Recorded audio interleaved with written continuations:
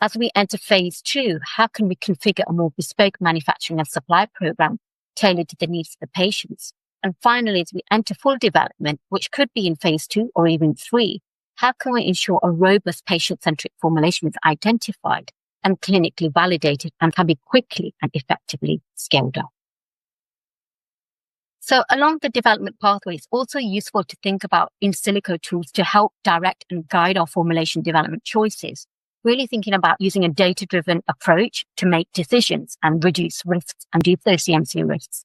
These are just some of the approaches that we use at Quotient. We use tools such as modeling and simulation with GastroPlus, and we use ASAP Prime to think about the stability as well.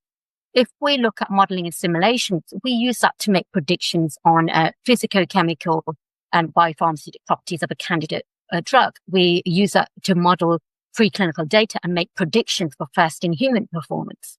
We use early development data to identify correlations between PK and PD data, and apply population PK to understand variability and assist in study design. We also use modeling tools to make in silico predictions when reformulating drugs and also to support the later stages, so as commercialization and post-marketing phases through assessment of activities such as IVC, specification setting, SUPAC support, etc. as well. We also use ASAP Prime to help determine a product shelf life quickly and accurately using kinetic analysis to understand and predict degradation behavior. So we can leverage the software in new or existing programs to help at various points during the development pathway, which can be particularly useful for drugs on an accelerated pathway.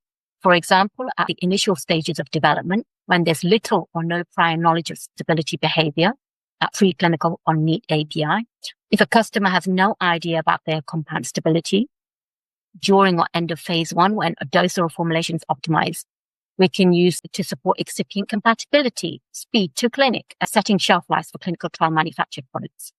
We can also use it to manage clinical supply chain risk. So if we have any excursions for in-use stability, ultimately all with the aim of understanding the degradation mechanism to allow us to design and better build products during the clinical trial phase.